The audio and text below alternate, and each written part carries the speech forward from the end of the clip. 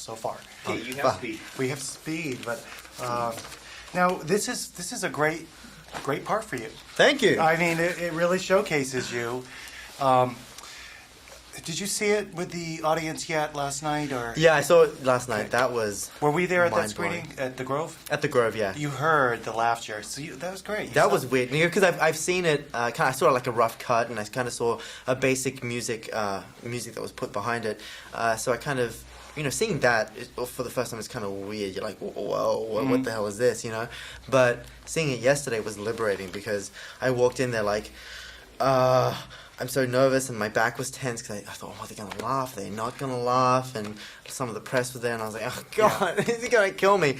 And then once they started laughing, I thought, are they laughing at me or like, blah, blah. And then finally I kind of eased into it. But it's so funny seeing it with 300 random strangers. Yeah, well, I don't know who the other audience is. The press is in the center, but I was in the press area, and the laughter was coming from the press on your character a lot. It was a lot of the. Did you notice that a lot of people were laughing at your facial expressions? Yeah, it's so funny that that's what they were doing, but yeah. Now, that wasn't scripted, was it, or was it? No. Okay. No, When you were making the movie, did they say, let's see, try to do some kind of weird? No, face it at was her? kind of just like I had you do your preparation before the movie, and then I had a 2-week rehearsal process, and I kind of brought everything that I had, and Brian Robbins, the director, was able to say, okay, I kind of see where you're going, blah, blah. And then first day of shooting was the end of the film. And he was like, okay, now maybe more of this or less of that. But it was never like, he kind of just let me do what I wanted in regards to like physically and stuff. So, yeah. Now, how did he know to cast you? I mean, that you would be funny. Did know. you show him some? Did you have an audition tape or anything that Yeah, I auditioned. showcased your I comedy? auditioned for him in New York, and it was on tape. And I remember like I had I knew straight away that this guy was kind of like focusing on something else. It was never like here. It was always like doing something else. And so I decided that, he's in the middle of the heist. My audition was middle of the heist and answering these questions. What would he be doing? And I thought, he's going to be eating a sandwich. He's going to have taken a sandwich, take it out of his bag, and be like, oh, hey. So I started to eat this turkey sandwich and stuff. And that's what my audition process was like. It was kind of a bit crazy. Eating a turkey sandwich for an audition. But I remember I went in and they flew me to LA, and I remember going in and I did my first audition. And everyone was like, oh, you're the guy that we flown from New York, and we're so happy that you're here. And I'm like, oh, okay, cool. And they go, okay, go ahead.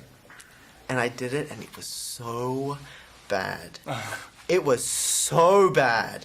And I could see Brian like, oh, God, what have we done, And then I was so nervous, and he gives me different sizes. He goes, go outside for 5 minutes, come back in. And I go outside, and I came back in, and Brian says to me, just be funny, don't worry.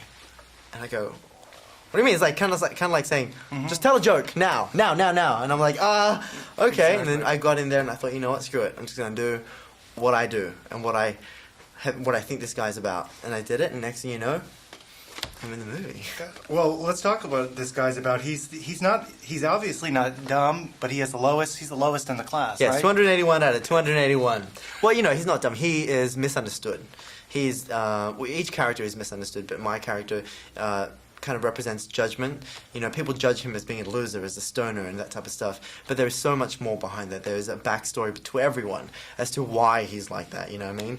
So he doesn't have. His mother died when he was younger, and his dad is not around. So he's never had a support group to say, "Come on, you can do this," and never had the opportunity to rise to an occasion. And this, through however skewed way it is, forces him to rise to an occasion. And you see that, and then by doing that, hopefully the audience sees like different flip sides of him. This movie it gelled and worked because it was so simple. It looked simple. There was nothing. It looked natural. Oh, well. Now I was talking to one of your co-stars earlier. Everyone compares it to an earlier movie of a genre, The Breakfast Club. It's been a while since we had that age group in a movie that worked like this. Oh, great. Thank you. That's such an feel. honor to be kind of not compared, but kind of put in the same kind of realm as that, because I grew up with them. I mean, God, Breakfast Club, Fast on Ridge One High, 16 Candles, that whole element is just wonderful. It's it's clean. It's not really, they're not going after any, let's get them on this. Right. It just happened. Yeah, it's kind of like, the element of like, screw the system, and who's going to come along. Great. It's great. We've been wrapped. Thank you so much. Thanks a lot. Congratulations.